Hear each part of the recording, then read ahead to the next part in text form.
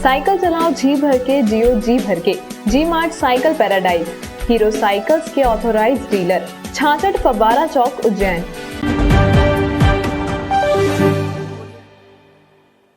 नमस्कार, जय श्री महाकाल। न्यूज मालवा के बुलेटिन में आप सभी दर्शकों का एक बार फिर स्वागत है।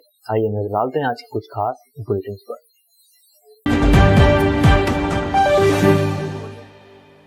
ज्योतिर्लिंग भगवान महाकालेश्वर की श्रावण भादो मास में निकलने वाली सवारियों के क्रम में इस साल की अंतिम शाही सवारी सोमवार शाम को निकाली गई। कोरोना संक्रमण की वजह से शाही सवारी का रूट शॉर्ट ही रखा गया। महाकालेश्वर मंदिर से शाही ठाट बाट के साथ शुरू हुई सवारी बड़ा गणेश झालरिया मठ होते हुए रामघाट पर पहुंची और यहां पूजन के उपरांत हरसिद्धि की पाल हरसिद्धि मंदिर बड़ा गणेश होते हुए वापस महाकालेश्वर मंदिर तक आई। महाकालेश्वर मंदिर और सवारी के रूट पर आकर्षक साज सज्जा की गई थी। सवारी के पूरे रूट को सोमवार दोपहर ही खाली करवा दिया गया था। आइए ओम टुडे के साथ देखिए शाही सवारी की कुछ झलकियां।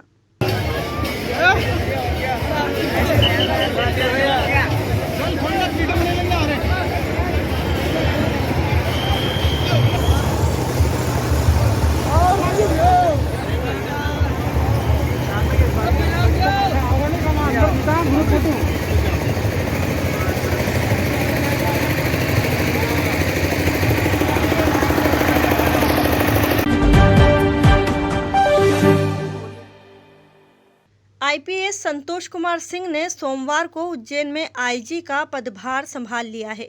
संतोष कुमार सिंह की उज्जैन में यह दूसरी बार पोस्टिंग है। इससे पहले वे 2003 में यहां सीएसपी रह चुके हैं। उज्जैन आने के साथ ही उन्होंने पहले ही दिन अपने इरादे साफ कर दिए हैं। कहा है कि अपराधी कितना भी रसूखदार क्यों न हो, उसके खिलाफ तत्काल और प्रभावी कार्रवाई की जाएगी। आईजी संतोष सिंह गुंडे बदमाशों पर नकेल कसने में एक्सपर्ट हैं। वे प्रदेश के पहले ऐसे आईपीएस हैं जो प्रदेश के चारों बड़े शहरों में एसपी व डीआईजी या आईजी रह चुके हैं। संतोष सिंह ने कई अपहरणकर्ताओं के चंगुल से लोगों को बचाया है। ग्वालियर, जबलपुर और इंदौर में एसपी रहते हुए उन्होंने कई गुंडों और गैंग को खत्म किया है। इंदौर में एसएसपी भी रह चुके हैं। संतोष कुमार सिंह की वजह से ही ग्वालियर जैसे शहरों में महिलाएं अब देर रात तक घर से निकल सकती हैं। संतोष सिंह ने ग्वालियर में कई एनकाउंटर किए। दिल्ली, गुड़गांव, आगरा, इटावा की कई गैंग ग्वालियर में सक्रिय रहती थी और वहां अपराध करके बदमाश दूसरे प्रदेशों में भाग जाते थे। संतोष सिंह भोपाल के डीआईजी और चंबल रेंज के आईजी भी रहे हैं।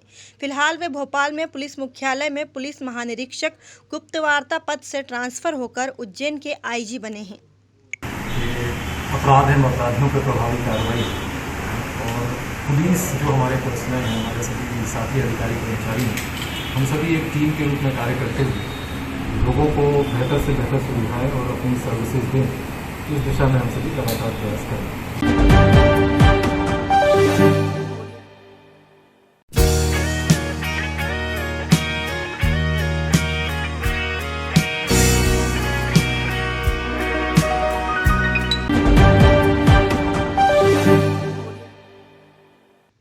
कुख्यात बदमाश दुर्लभ कश्यप के दो दोस्तों को जीवाजीगंज पुलिस द्वारा सोमवार को जेल भेज दिया गया।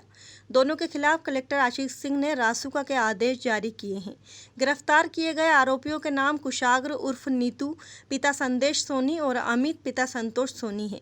दोनों ही नयापुरा के रहने वाले हैं। नीतू और अमित दोनों दुर्लभ कश्यप की गैंग के सदस्य रहे हैं। ये लोग 4 सितंबर को दुर्लभ की बरसी पर लोगों को इकट्ठा कर रैली निकालने की तैयारी कर रहे थे। इसके लिए उन्होंने सोशल मीडिया पर कुछ पोस्ट भी वायरल की थी। दोनों बदमाश अपने मंसूबे में कामयाब हो पाते इससे पहले ही जीवाजीगंज पुलिस ने इन्हें दबोच लिया।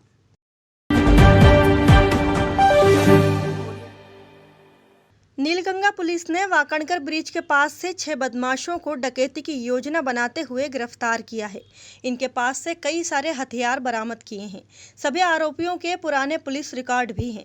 गिरफ्तार किए गए आरोपियों के नाम अबरार खान, राहुल सिंह पवार, तेजू जायसवाल, विशाल माली, राजू खान और शिवराज सिंह हैं।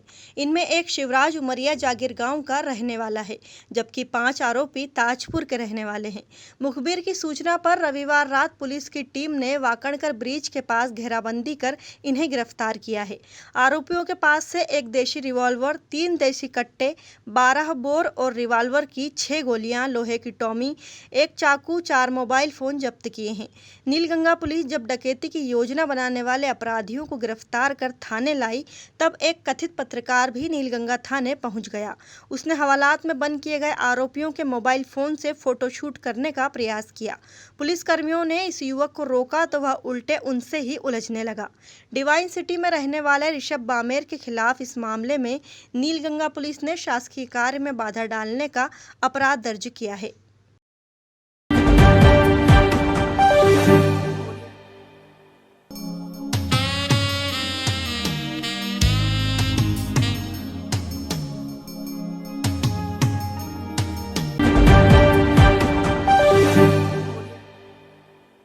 अंकपा क्षेत्र में गयाकोठा क्षेत्र से चिमनगंज मंडी पुलिस की टीम ने 4 कुख्यात चोरों को गिरफ्तार करने में सफलता हासिल की है।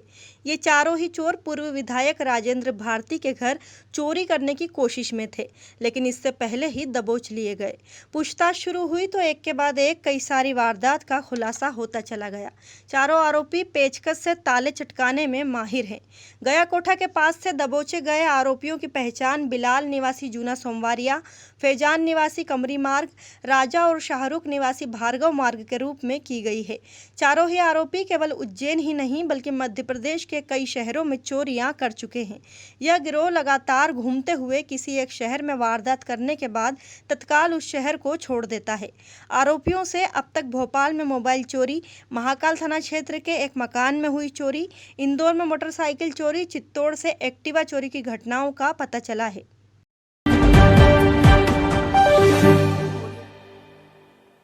पिपली नाका के नजदीक महावीर नगर में एक फल व्यवसायी के सूने मकान में चोरी की बड़ी वारदात हो गई है।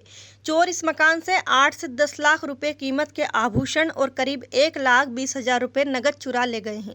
चोरी की यह घटना महावीर नगर में रहने वाले दिनेश पिता शंकरलाल फुलेरिया के घर हुई है। शंकरलाल फुलेरिया रविवार को बड़कुम्मेद स्थित ससुराल में अपनी पत्नी को लेने गए थे। सोमवार सुबह जब वे वापस लौटे तो देखा कि घर में चढ़ाव के टावर का दरवाजा टूटा हुआ था। चोर इसी रास्ते से भीतर घुसे और अलमारी में रखे गहने, नकद व अन्य कीमती सामान चुरा कर चंपत हो गए। जिवाजगंज पुलिस इस मामले की जांच में जुटी है। सामान तो बहुत ज़्यादा है और हम तो शादी बाड़कमन गए थे।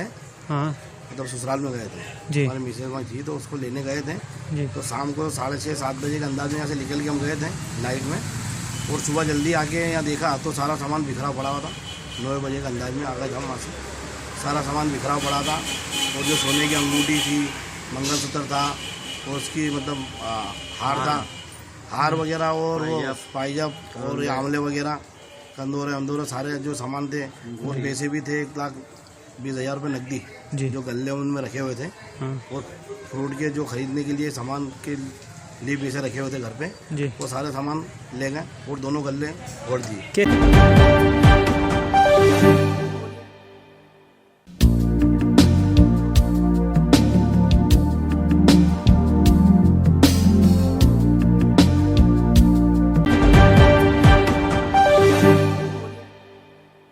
सोमवती अमावस्या के पावन पर्व पर सोमतीर्थ और रामघाट पर सैकड़ों श्रद्धालुओं ने फंवारा स्नान किया। स्नान का यह क्रम दोपहर बाद तक जारी रहा। सोमवती अमावस्या के स्नान को लेकर पिछले 3 दिन से संशय की स्थिति बनी हुई थी। कलेक्टर आशीष सिंह ने शुक्रवार शाम ही नगर निगम के अमले को सोमतीर्थ पर जरूरी व्यवस्थाएं करने के लिए निर्देशित कर दिया था। शनिवार से यहां फंवारे लगना शुरू हो गए थे, लेकिन प्रशासन ने स्नान को लेकर स्पष्ट आदेश जारी किए थे। रविवार शाम तक भी प्रशासन आम लोगों से सोमवती अमावस्या स्नान में शामिल नहीं होने की अपील करते रहे। दूसरी तरफ स्नान की व्यवस्थाएं चलती रही। ऐसा इसलिए किया गया ताकि सोमतीर्थ पर स्नान की परंपरा का पालन भी हो जाए और ज़्यादा भीड़ भी न जुटे। प्रशासनिक अधिकारियों की अपील का असर भी हुआ। हर साल सोमवती अमावस्या पर सोमतीर्थ और रामघाट पर जुटने वाली हजारों श्रद्धालुओं की भीड़ इस बार कुछ 100 में बदल कर रह गई। फोटो 1 मिनट में फोटो।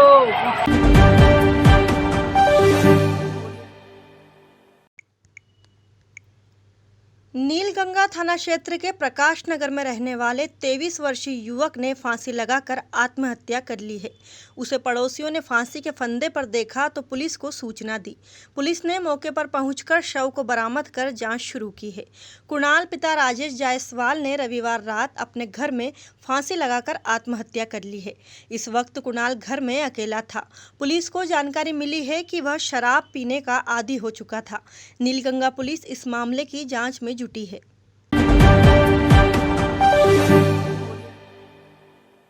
आज के बुलेटिन में फिलहाल इतना ही। अगला अंक में फिर होगी बुलेटिन के साथ मुलाकात। तब तक के लिए जय श्री महाकाल।